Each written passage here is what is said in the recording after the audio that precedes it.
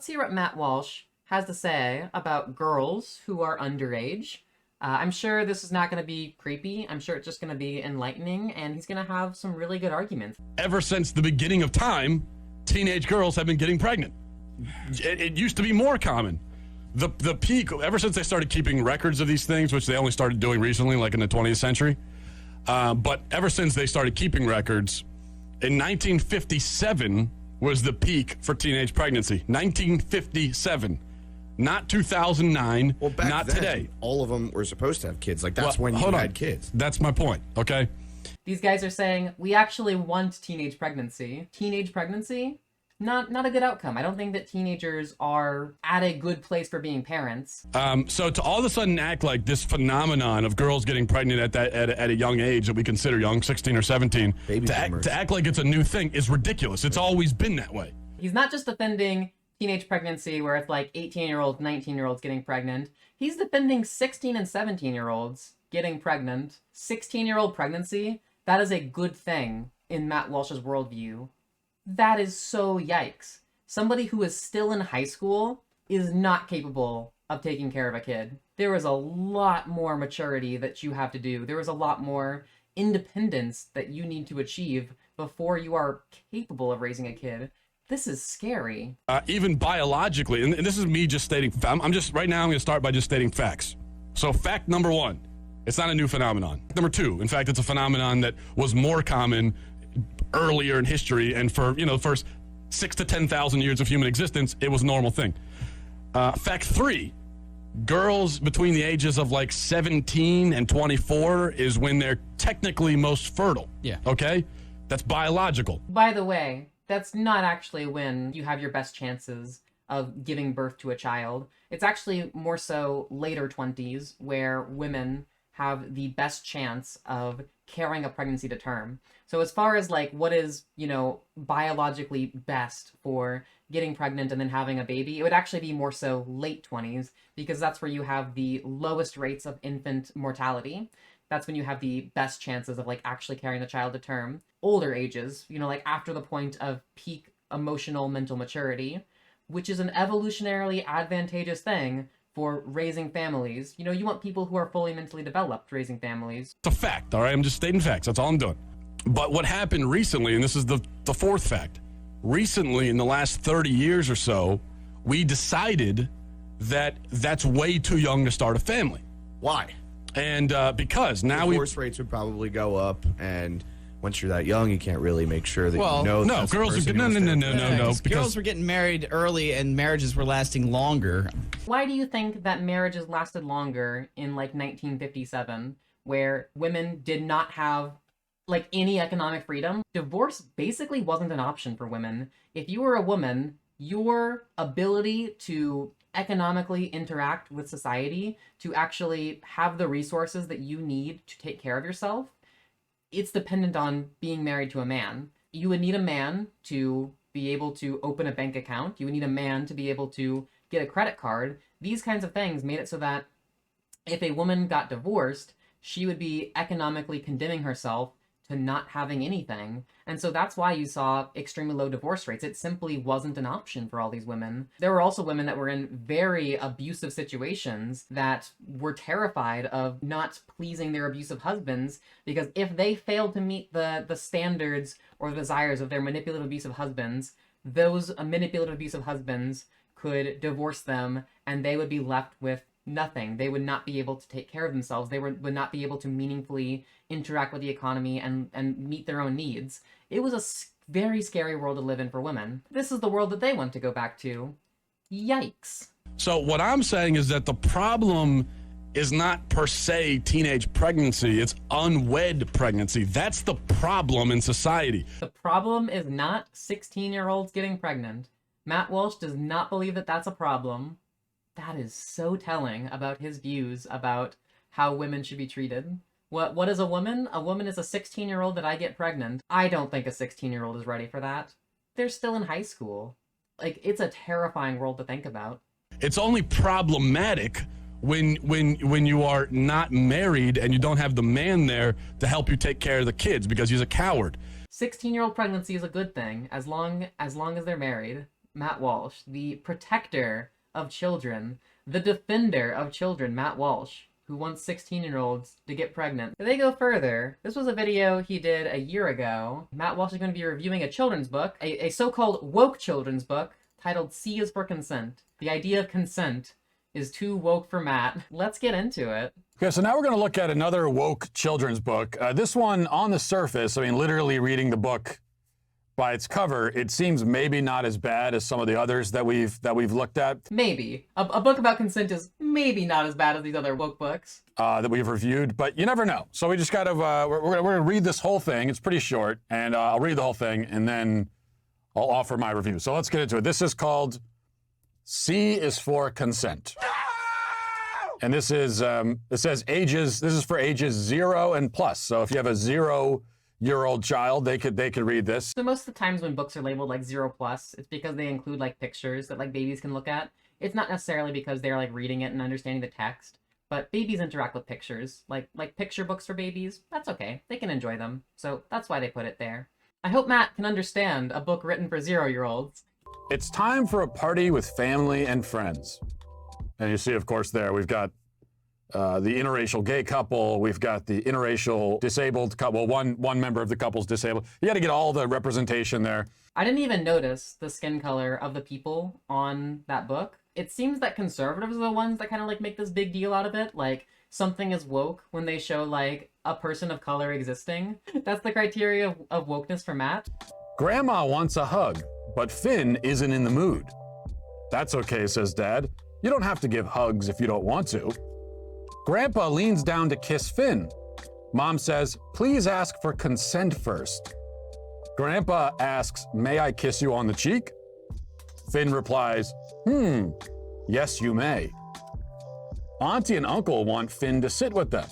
Come sit on my lap. No, you have to sit on my lap. Finn says, no, thank you. My parents say I don't have to sit on anyone's lap if I don't feel like it.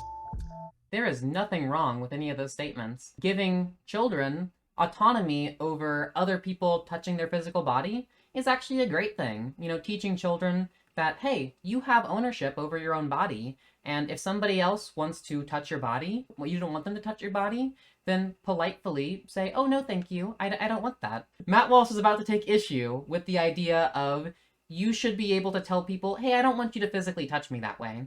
Matt's about to take issue with that concept. What a brat this kid is. He calls the kid a brat. Why should you be required to sit on their lap? If you don't want to sit on their lap, it's okay to say, oh, no, thank you. That's also not bratty at all. The kid was very polite. Friends give Finn a present. Does that mean he has to hug or kiss that person? Only if he wants to. Maybe Finn could high five or fist bump instead. Or maybe he doesn't want to be touched at all. It's his choice what happens to his body. Finn is happy to see his best friend Rue. He asks, may I hold your hand? It is okay for you to say no. Rue replies, yes, you may hold my hand. Thank you for asking first. And now Matt Walsh is going to take issue with those statements. If you don't want to kiss someone, you don't have to kiss someone. If you want to hold someone's hand, asking to hold their hand is a great thing to do. Certain people are uncomfortable with certain forms of touch. And why should you violate their boundaries as to like what kind of touch they are not okay with? You don't have any right to violate someone's physical boundary like that. That's not okay. And Matt Walsh is going to take issue with that. Let's see how. Somewhat surprisingly, this is the worst one yet. This is the worst one yet. That book that we just read, which essentially just showed examples of people asking for physical consent and then receiving physical consent prior to touching someone, that's the worst one yet, because physical consent is something you should ask for. Zoinks! Somehow manages to be more disturbing than, books that are pushing transgenderism and bisexuality and all that kind of stuff. Those books are bad too, but don't get me wrong, but this one disturbs me on a deeper level. Consent disturbs Matt on a deeper level? How is the idea of you shouldn't kiss somebody on the head without asking first? How is that disturbing on a deeper level than the existence of say, like a trans person? I know Matt is deeply disturbed by the existence of trans people, but apparently the idea of consent is even more disturbing. Zoinks! To begin with, before we get to the major problems here, this kid is awful. Matt thinks that this kid is awful. I really would love to see him justify why this kid has done anything wrong for, one, saying no thank you to touches that he doesn't want, and two, for asking people before he touches them. This book is literally just about how to talk about physical boundaries. And that's it. And that's too much for Matt Walsh? Really? This is what happens when you have permissive hippie parents. I can't imagine if I was a little kid, if I was like 6 years old, and my grandmother came to visit and said, "Hey, give me a hug." And I said, "Nah, I don't feel like it, Granny." I cannot imagine what my dad's reaction would have been. It would. But that's not what the kid said. The kid was not being bratty about it.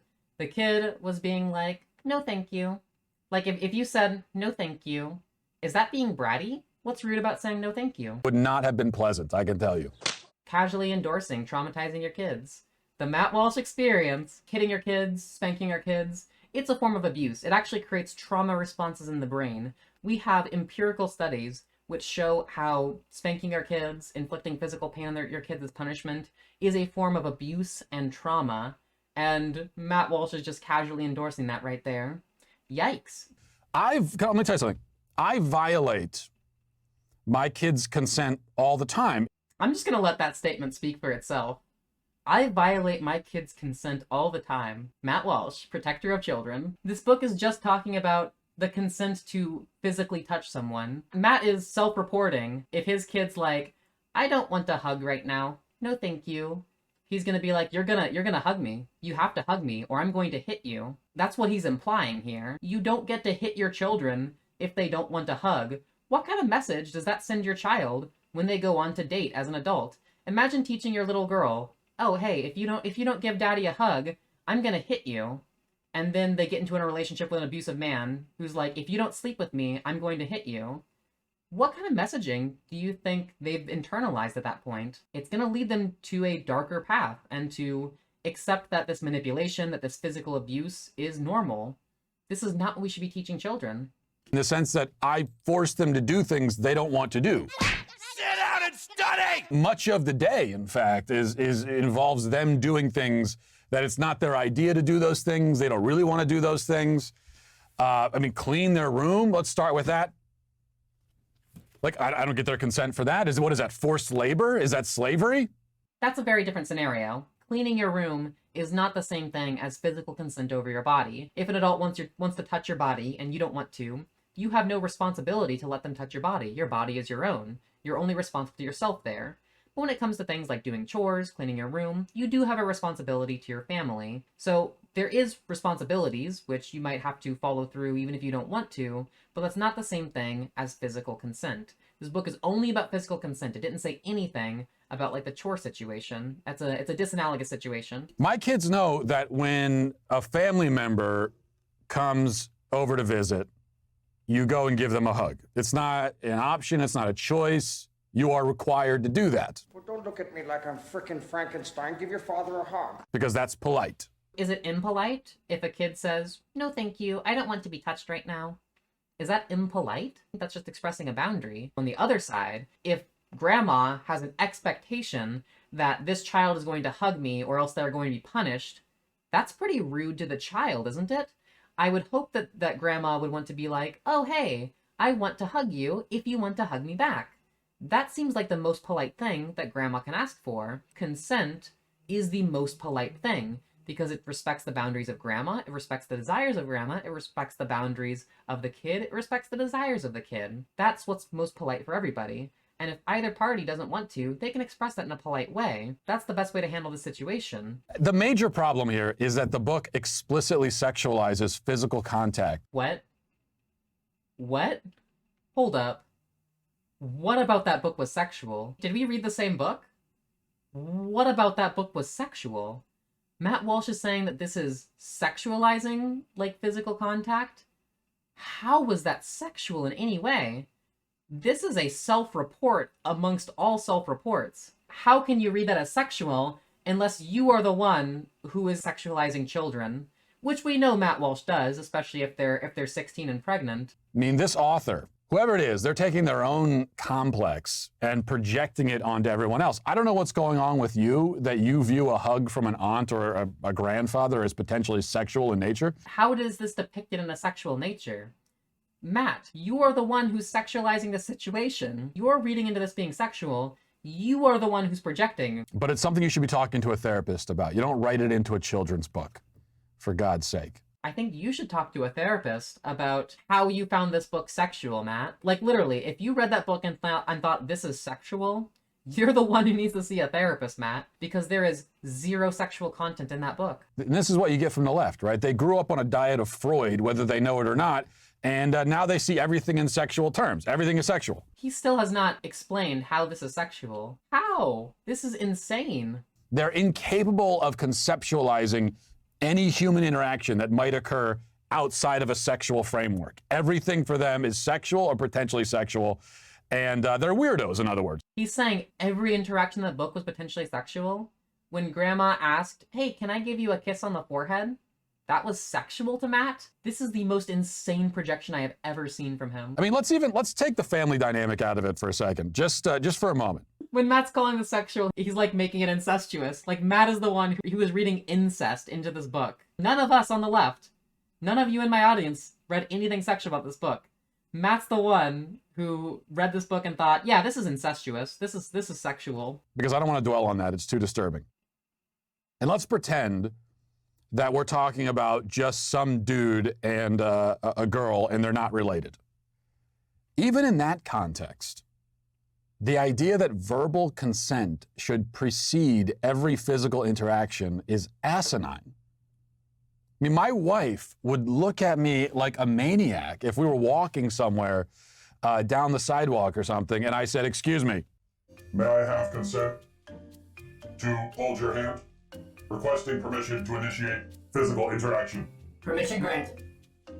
You may maintain physical contact for 75 seconds. Thank you, ma'am. That's what they want. Is that what Matt truly believes negotiating consent looks like, or what the left thinks that negotiating consent should look like? I think that you can make this way more casual. If you're, say, like, going on a date with somebody, and, like, y'all don't know each other, yeah, asking before you hold their hand is a good thing to do, because you don't know if they want to hold your hand. You don't know if they think that the date is going well, or that they want things to go that way. So, like, it's a good thing to ask before you hold their hand. There are smooth ways to ask about, like, holding your hand. Hey, want to hold hands? That's really it. But if you're in, like, an established relationship, I think that lots of partners do have kind of, like, conversations about established boundaries that don't require asking. For example, you could tell your partner, hey, I love physical touch. I'm very open to being physically touched. You are welcome to touch me without asking. You can just tell your partner that, and now they have obtained consent in general for touching you. And I think that's a very good thing to do. Stating that with the partner lets everybody know and be on the same page. Now they know that that's something that's desired, that that's something that they're okay with. Nonverbal consent is also something that's very true. Just like holding out your hand, maybe even do like a little grabby motion, see if they want to reach for your hand. There are certainly forms of nonverbal consent for certain forms of physical touch. Opening your arms in front of your partner can be a nonverbal consent indicator that you want to give them a hug. And if the partner wants to give you a hug, they can jump into the hug. If they don't want to give you a hug, they can say something like, oh, no, thank you. I don't want to be touched right now. And either way, that's totally okay. You can do forms of nonverbal consent. Obviously, if there's any kind of like ambiguity, verbal consent is preferable. But especially in like established relationships, nonverbal consent exists in lots of situations, especially surrounding physical touch. There are so many ways you can smoothly ask for consent. Now we know why leftists are so angry all the time. They're lonely. Nobody wants to be around them. I don't want to be around somebody who reads this book and thinks that it's sexual. I can literally just like throw this exact argument back at him. Conservatives read this book and think it's sexual. They're perverted. I do not want to be around them. They must be so lonely. That's why they're upset. Just because Matt Walsh doesn't understand how to ask for consent in a smooth way, which, by the way, is rather telling. If Matt Walsh thinks that asking for consent is like a robotic, I would like to hold your hand, do you accept holding my hand? What do you think that says about how Matt Walsh views consent with his wife? You know? It seems that Matt Walsh doesn't really ask for consent with his own wife, if that's how he views consent in general. If we read into the situation, it gets very yikesy. Leftist men in particular are just lonely. There's no way any woman wants to be around this kind of thing if they carry on like this. Matt Walsh is talking about himself there. There is no way any woman wants to be around this guy who thinks that this book is sexual for some reason that he never even justified. No woman wants to be around this guy who says that 16-year-olds getting pregnant is a good thing. Nobody wants to be around you, Matt. you're just creepy and perverted. All of this hyper consent stuff, it makes sense among machines.